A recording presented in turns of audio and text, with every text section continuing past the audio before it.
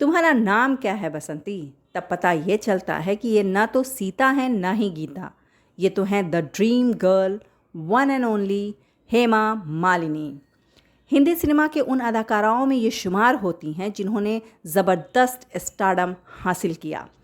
लेकिन आप सभी को ये जानकर बहुत ताज्जुब होगा कि जब पहली बार हेमा मालिनी को फिल्म में काम करने का मौका मिला तो ये सुझाव दिया गया कि हेमा मालिनी ग्लैमरस नाम नहीं है तो अपना नाम बदल कर सुजाता रख लेना चाहिए।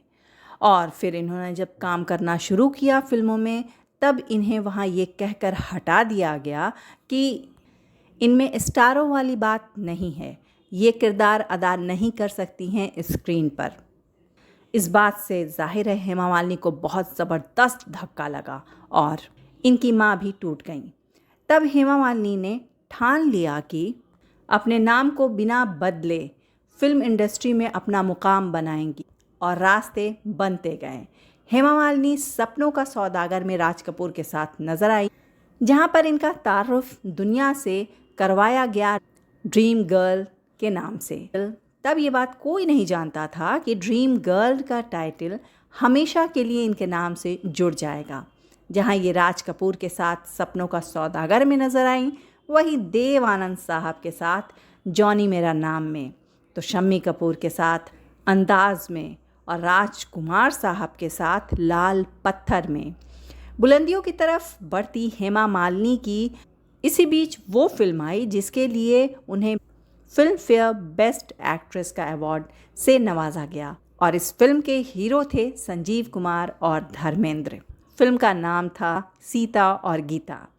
पहले सुपरस्टार राजेश खन्ना साहब के साथ भी इनकी जोड़ी खूब जमी, लेकिन ये बात भी गौरतलब है कि हेमा मालिनी के वालिद उनकी शादी बड़े से बड़े इंजीनियर्स और ऑफिसर्स से करवाना चाहते थे, लेकिन वो जब भी हेमा मालिनी के सामने आते कांपने लग जाते। इतनी खूबसूरत, इतनी बड़ी सुपरस्टार के सामने सबका आत्मविश्वास हिल जाता था और आखिरकार ये बाजी मार ले गए धर्मेंद्र साहब। लेकिन जानने वाली बात ये भी रही है कि धर्मेंद्र से पहले हेमा मालिनी को प्रपोज कर चुके थे ये 3 अदाकार। एक तो खूबसूरती देखकर ही हो गया था फिदा। हेमा मालिनी और धर्मेंद्र की लव स्टोरी के बारे में तो आप जानते हैं, लेकिन क्या आप जानते हैं कि धर्मेंद्र से पहले 3 ऐसे अदाकार भी रह चुके हैं जो ड्रीम गर्ल को प्रपोज कर चुके थे। हिंदी फिल्म इंडस्ट्री की बात की जाए तो हमेशा से ही एक से बढ़कर एक खूबसूरत और टैलेंटेड अदाकाराएं रही हैं। जब बात डिवास की आती है तो हम हेमा मालिनी को भूल ही नहीं सकते। जाहिर सी बात है, ड्रीम गर्ल। इन्होंने अपने पूरे करियर में कई यादगार फिल्में दी हैं और यही वजह है कि वो आज भी हमेशा चर्चा में बनी रहती हैं। आज हम उनकी किसी फिल्म या गाने के बारे में बात नहीं कर रहे हैं, बल्कि उनके उन एडमायर्स की बात करेंगे जो हेमा जी को बेहद पसंद करते थे। उन्होंने अपने प्यार का इजहार भी किया, लेकिन बात नहीं बन पाई। ये बात उन दिनों की है जब हेमा मालिनी का करियर अपने पीक पर था। उस वक्त कई सुपरस्टार्स उनके दीवाने थे। इस लिस्ट में सबसे पहला नाम आता है बॉलीवुड एक्टर संजीव कुमार साहब का। एक वक्त था जब वो हेमा मालिनी को बेहद पसंद किया करते थे। ऐसा कहा जाता है कि संजीव कुमार ने पूरी ज़िंदगी सिर्फ हेमा मालिनी से प्यार किया और उन्हें प्रपोज भी किया, लेकिन हेमा मालिनी की माँ ने इस प्रपोज़ल को ठुकरा दिया, जिसकी वजह से संजीव कुमार ने फिर कभी शादी नहीं की। संजीव कुमार साहब के बाद अगर बात करें तो दूसरे अदाकार का नाम आता है राजकुमार साहब। राजकुमार साहब हेमा मालिनी की खूबसूरती से इतने इम्प्रेस थे कि उन्हें प्रपोज़ कर दिया, लेकिन हेमा मालिनी ने साफ मना कर दिया।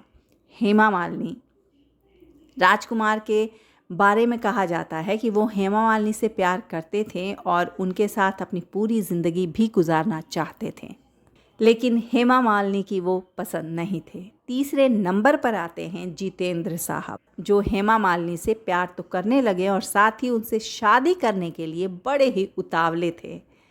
बताया जाता है कि जितेंद्र ने भी हेमा मालिनी को प्रपोज़ किया था।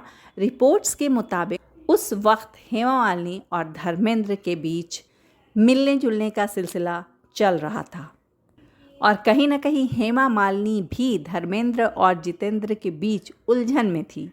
इस बीच हेमा मालिनी को इम्प्रेस करने में धर्मेंद्र जी ने बाजी मार ली, यानी धर्मेंद्र साहब को हेमा मालिनी की हामी मिल गई, जिससे जितेंद्र साहब का दिल टूट गया। आपको ये बताते चलें कि हेमा मालिनी और जितेंद्र कई फिल्मों में एक साथ नज़र आ चुके हैं। हालांकि उस वक्त धर्मेंद्र शादीशुदा थे और 2 बच्चों के बाप भी थे, लेकिन इन दोनों की शादी हुई और इनके भी 2 बच्चे हैं। इन सब से अलग हेमा मालिनी एक बेहतरीन, उम्दा और बहुत ही खूबसूरत अदाकारा थी, हैं और रहेंगी। उनकी अदायगी को हम हमेशा याद करते रहेंगे। मैं नीलम अफरोज़ आप सभी से मिलूंगी यहीं पर, बस थोड़े इंतज़ार के बाद कुछ नए लेकिन पुराने किस्से के साथ।